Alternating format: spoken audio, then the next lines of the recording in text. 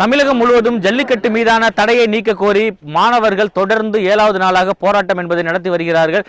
தஞ்சை மாவட்டத்தை பொறுத்தவரையிலும் அனைத்து கல்லூரி மாணவர்களும் வகுப்புகளை புறக்கணித்து கடந்த 5 நாட்களுக்கு மேலாக இன்றையோடு 6வது நாளாக தொடர்ந்து இரவு பகல் பாராமல் மழை என்றும் பாராமல் போராடி வருகிறார்கள்.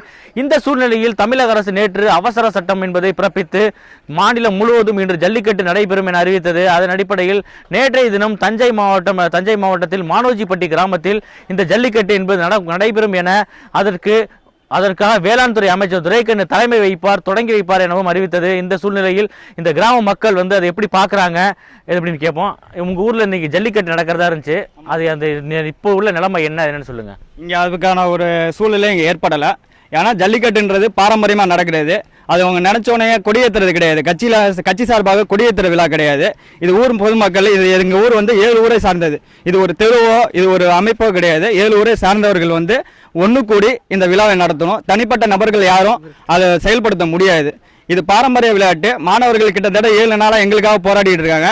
இந்த பீட்டா அமைப்பை சுத்தமாக தமிழ்நாட்டிலேயோ இந்தியாவிலேருந்து தடை செஞ்சாதான் இது நிரந்தர சட்டம் எங்களுக்கு நிறைவேற்றணும். இதே இடத்துல காவல்துறை அத்துமீறியெல்லாம் துப்பாக்கி எடுத்துலாம் இந்த இடத்துல காட்டி நாங்கள் 2 வருஷத்துக்கு முன்னாடியே ஓடிலாம் இருக்கோம். அப்போல்லாம் இந்த யாரும் எங்களுக்கு ஆதரவு தரல.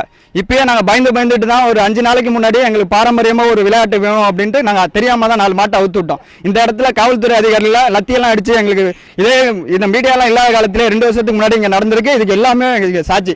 பசங்களாம் அவ்வளோ போராடிட்டு இருக்கோம். எங்களுக்கு மாடுபிடி வீரர்களுக்கு முறையான அழைப்பு வைக்கணும். மாட்டுங்களுக்கு வெளியூர்லேருந்து மாடு வரணும். 4 மாடை விட்டு நாங்கள் மாட்டு வெடிக்க நடத்துவோம். ஒரு 150 காளைகளாவது பங்கு பெறணும். வெளியூர்லேருந்து அமைப்பு சார்ந்த எல்லாத்துக்குமே போய் அவங்களுக்கு பணம் பாக்கு வச்சு வேட்டிகள் பரிசு பொருட்கள் நிறையா வந்தாதான் ஊரோட பெருமை வெளிப்படும். இவங்க நினச்சோன்னே நாளைக்கு 4 மாட்டை விட்டு பேட்டி கொடுக்குறதோ ஃபோட்டோ போஸ்ட் கொடுக்குறதுக்கு இது வேலைக்கு ஆகாது. எங்கள் அமைப்பு எங்கள் ஊர்லேருந்து சார்ந்தவங்க எல்லாம் பெரிய ஊர் பொதுமக்கள் எல்லாம் கூடி தான் இதை பண்ண முடியும். தனிப்பட்ட நபரால் இதை யாரும் எங்கே பண்ண முடியாது. இது சாத்தியம் கிடையாது. அதாவது தற்போது உள்ள சூழ்நிலையில் இந்த ஜல்லிக்கட்டு அதாவது மாடுபிடி திருவிழா என்பது அரசியல்வாதிகள் தலைமையில் நடைபெறாது. முறையாக மாவட்ட நிர்வாகம் முறையாக அனுமதி வாங்கி அனைத்து ஊர்களுக்கும் தெரிவித்து வெளியூர்கள் காளைகள் இங்கு வரவழைக்கப்பட்டு ஊர் மக்கள் மாடுபிடி வீரர்கள் ஒன்று சேர்ந்து தான் பொதுமக்கள் முன்னிலையில் தான் இந்த போட்டி என்பது நடைபெறும். இந்த போட்டி நடைபெற வேண்டும் என்றால் ஜல்லிக்கட்டு மீதான தடையை நிரந்தரமாக நீக்க வேண்டும்.